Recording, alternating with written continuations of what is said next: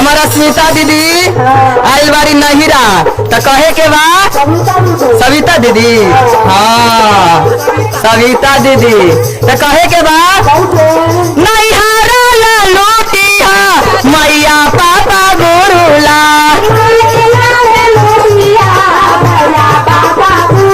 नैहरा ला लूटिया मैया पापा गुरुला।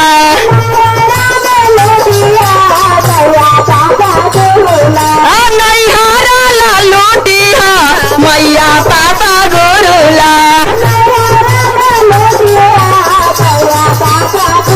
कैसे भतीजावा जे लूटी हजार लूटावा ता लूटाना है सखिया।